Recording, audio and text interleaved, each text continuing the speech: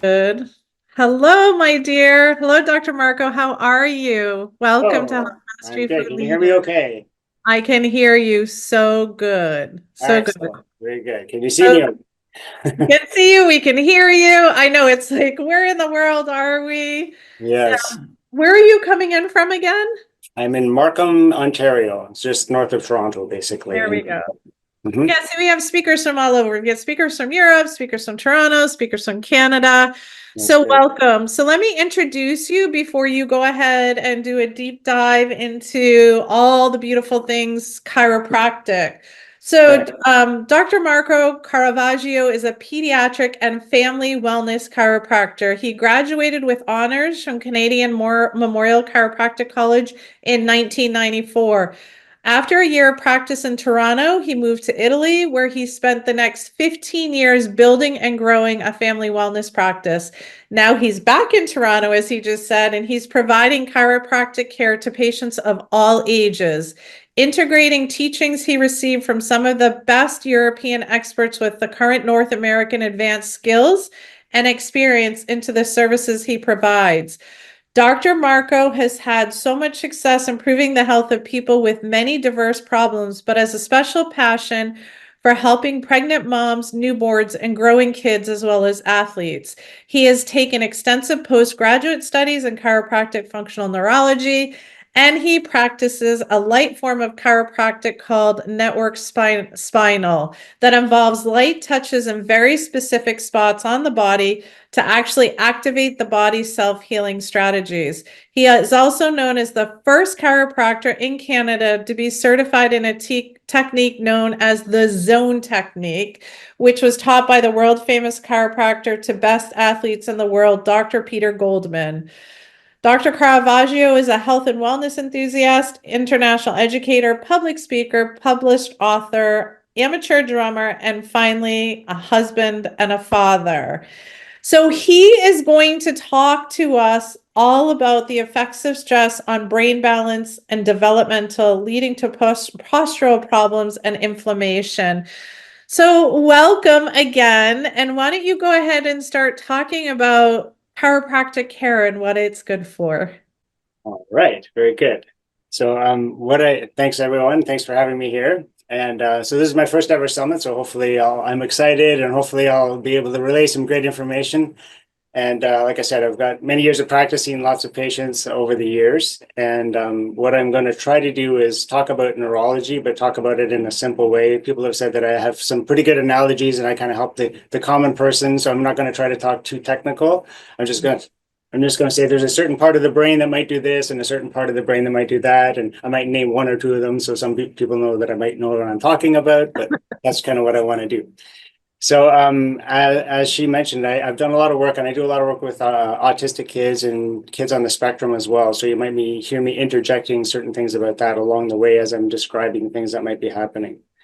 So once again, I say I'm not a neurologist. I feel like, there's the guy that just graduated and knows a certain amount of stuff. I've done a lot of studying. I'm sort of in the middle, but I'm not like an expert. And so I'm going to say, as far as I understand, as far as my understanding is, that's what I'm going to be relaying to most of you. So that's my first little caveat of what I'm going to say.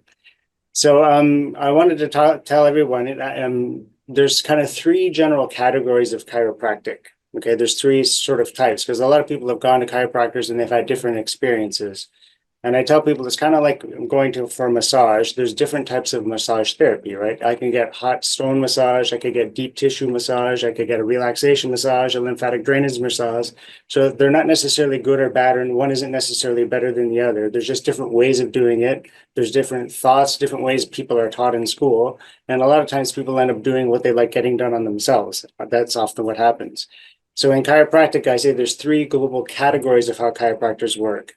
One category is called regional, where the chiropractor says, somebody says my neck hurts and they might give you a neck adjustment, or my low back hurts and I'll give you a low back adjustment. That's kind of one type. There's another global category called postural, or where they're actually trying to physically make sure that the spine has all the right curves, and they're really trying to work hard to make sure the spine has all the right curves in it. And then my techniques that I usually is called tonal, like the tone of a guitar string. the tonal techniques are usually lighter and they're lighter application. They might just be doing a very light touch up here, the bones in the upper neck, or the light touch technique that I do, very light, quick touches in certain spots of the body. And the tonal techniques are looking more at a global aspect of trying to generally help the nervous system try to regulate itself and function more in a harmonious way. So we're not necessarily going to where it hurts or the sections necessarily. We're trying to do a more global approach. That's kind of what my tonal techniques are. The network spinal care is directed at that. Other techniques might be upper cervical techniques. There's some handheld instruments that kind of might do some of that work as well. So those are kind of the three global categories of chiropractic, just so I have an idea about that. Okay. And talk about, I don't think that people realize the importance of balancing your spine. Talk a little bit about that before you talk about what you love, because people are like, should I go to acupuncture? Should I go to massage therapist? Should I go, you know what I mean? And so talk a little bit about the importance of, like, if you know, help them understand why chiropractic care is so important. I have my own chiropractor. Yeah, that's fine. So, and what I like to tell people is this, when you think about your body, the more balanced your body is, the less likely it is to get harmed. Like if you have a car with the two tires are like this, they're nice and even, but if one tire is off like that, that tire is likely going to wear out over time as you're driving the car. So you're kind of want to think about your spine as the baseline for your whole body. And from your spine, nerves are coming out from your brain to control all the different tissues and organs inside the body.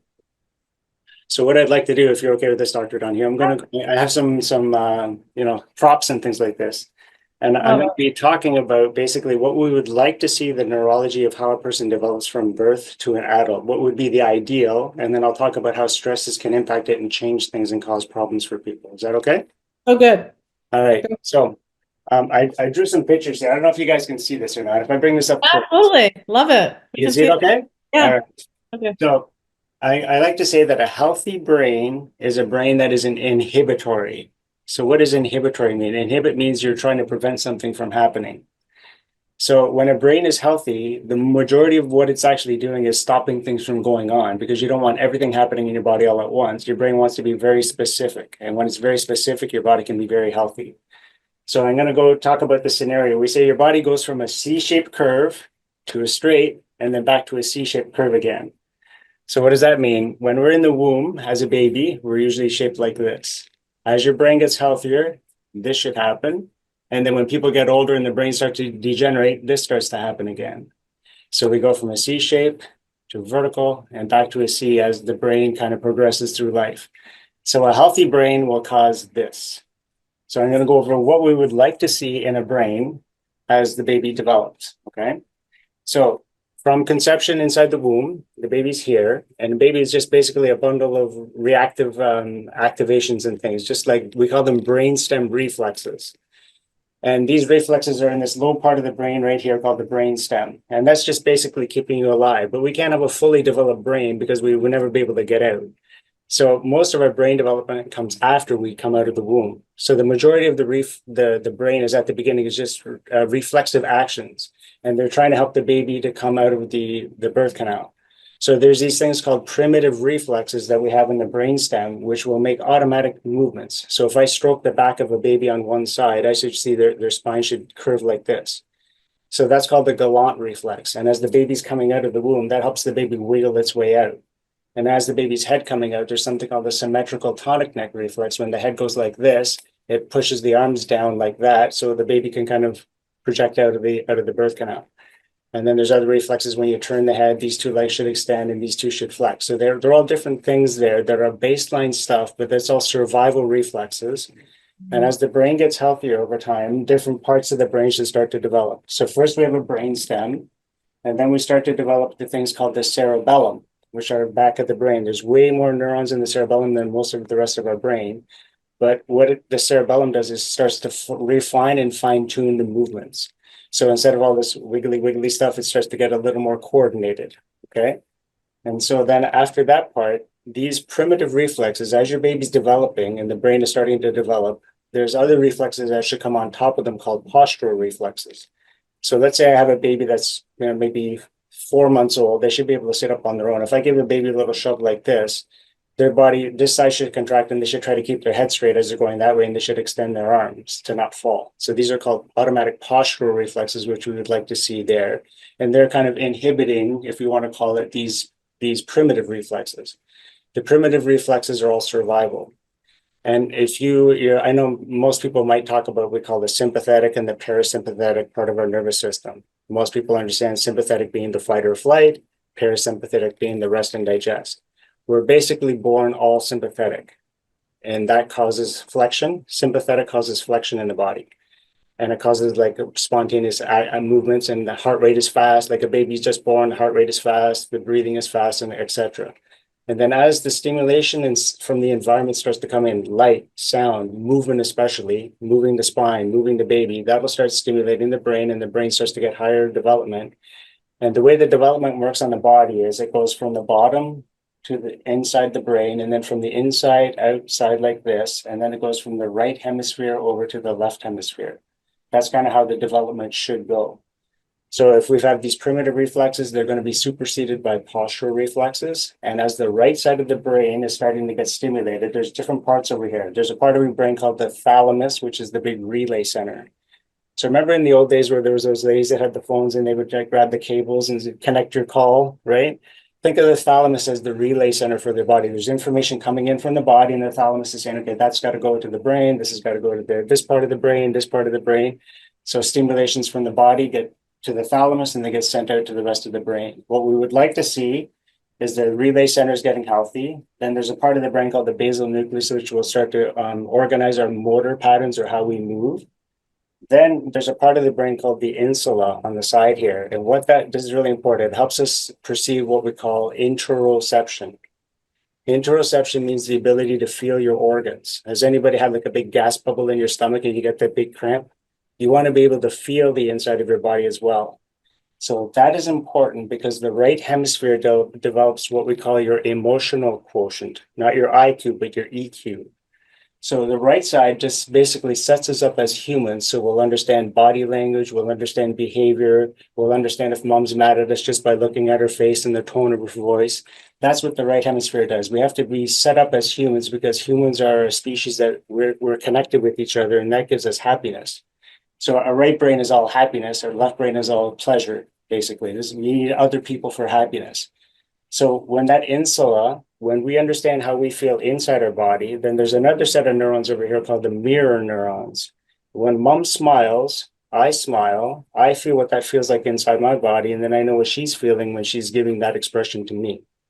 So when mom smiles, I make the same movements, and the mirror neurons make me do the same movements, and then I know I perceive that sensation on the inside of my body, and that's how we feel feelings. Your gut instinct, all that stuff is all right hemisphere stuff, okay?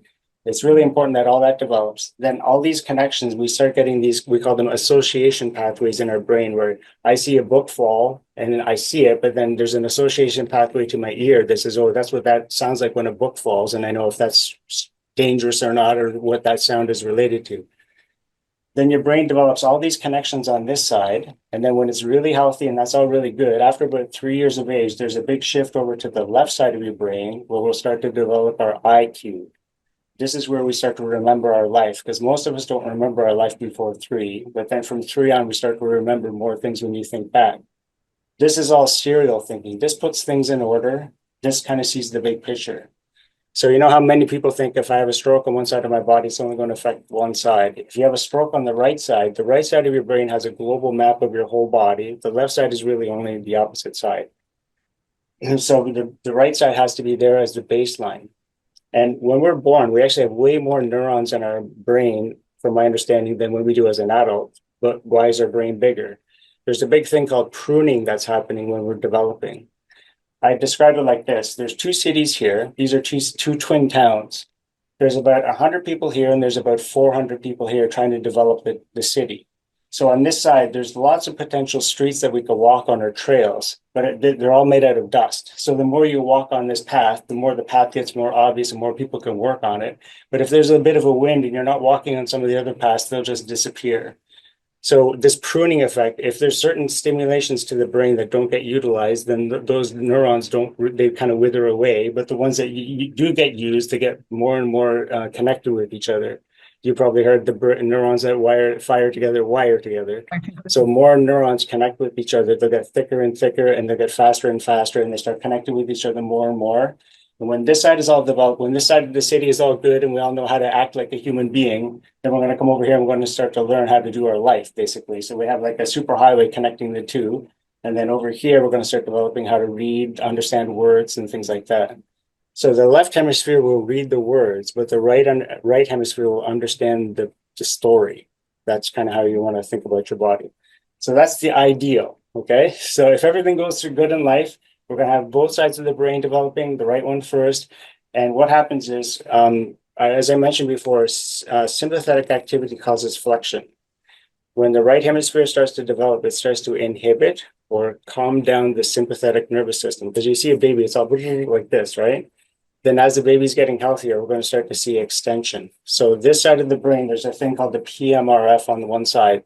It inhibits the flexing muscles and we start to activate our extensors.